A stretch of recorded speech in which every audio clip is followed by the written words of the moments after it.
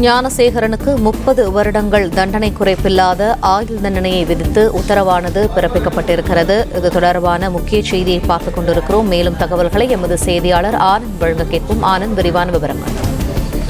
வணக்கம்.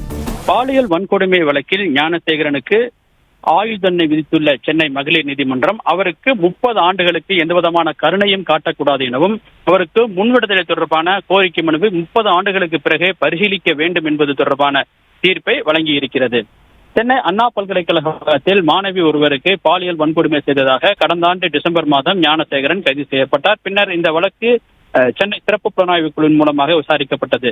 ஞானசேகரனுக்கு எதிராக மட்டும் இந்த வழக்கின் குற்றப்பத்திரிகை தாக்கல் செய்யப்பட்டது. வழக்கை விசாரித்த புலன் விசாரணை அதிகாரிகள் இந்த குற்றச்சாட்டில் ஞானசேகரன் மீது மட்டுமே குற்றச்சாட்டுகள் இருப்பதாக கூறி அவருக்கு எதிராக மட்டும் கடந்த பிப்ரவரி மாதம் சென்னை சைதாப்பேட்டை நீதிமன்றத்தில் குற்றப்பத்திரிகையை தாக்கல் செய்தனர். பின்னர் இந்த வழக்கினுடைய விசாரணை சென்னை மகளிர் நீதிமன்றத்திற்கு மாற்றப்பட்டது. அரசு தரப்பில் 29 சாட்சிகள் விசாரிக்கப்பட்டு இந்த வழக்கில் தீர்ப்பு வழங்கப்பட்டது. கடந்த வாரம் அளிக்கப்பட்ட தீர்ப்பில் ஞானசேகரனுக்கு எதிராக காவல்துறை தரப்பில் கூறப்பட்டிருந்த குற்றச்சாட்டுகள் 11 குற்றச்சாட்டுகள் நிரூபிக்கப்பட்டிருப்பதாக கூறி நீதிபதி அறிவித்தார். அவரை குற்றவாளி எனவும் அறிவித்தார். பின்னர் தண்டனை விவரத்திற்காக இன்று அறிவிக்கப்படும் எனவும் நீதிமன்றம் அறிவித்திருந்தது. அதன் அடிப்படையில் தண்டனை விவரம் இன்று அறிவிக்கப்பட்டது. நீதிபதி ராஜலட்சுமி தண்டனை விவரத்தை அறிவித்தார். இதில் 11 குற்றச்சாட்டுகளுக்கும் தனித்தனியான தண்டனை விவரங்களை நீதிபதி ராஜலட்சுமி அறிவித்தார். இதில் பாலியல் வன்கொடுமை குற்றச்சாட்டு PNS சட்டம் 64(1) கீழ் பாலியல் வன்கொடுமை சட்டத்திற்கு ஆயுள் தண்டனை விதிப்பதாகவும் இந்த ஆயுள் தண்டனையை 30 ஆண்டுகளுக்கு எந்தவிதமான தண்டனை குறைப்பும் செய்யக்கூடாது எனவும் நீதிபதி தீர்ப்பளித்தார். மேலும் இதற்காக இவருக்கு 25,000 ரூபாய் அபராதம் விதிப்பதாகவும் நீதிபதி தன்னுடைய தீர்ப்பில் தெரிவித்திருக்கின்றார்.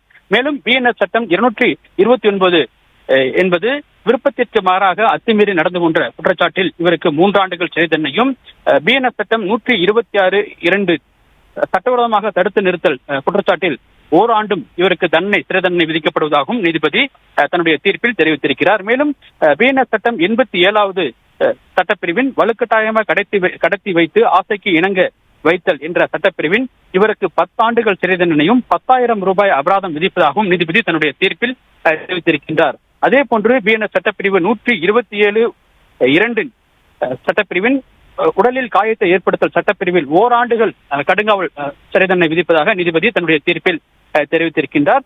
அதே போன்று PNS சட்டப்பிரிவு 75 உட்பிரிவு 2 விருப்பத்திற்கு மாறாக பாலியல் வன்கொடுமை செய்தல் வழக்கில் 3 ஆண்டுகள் சிறை தண்டனை விதிப்பதாகவும் நீதிபதி தன்னுடைய தீர்ப்பில் தெரிவித்திருக்கின்றார். அதே இணைப்பில் இருங்க ஆனந்த், தொடர்ந்து பேசும். பிளே ஸ்டோர் மற்றும் ஆப் ஸ்டோரில் இருந்து பாலிமர் செயலியை QR கோடு மூலம் பதிவிறக்கம் செய்யுங்கள். செய்திகளை உடனுக்குடன் பெறுங்கள்.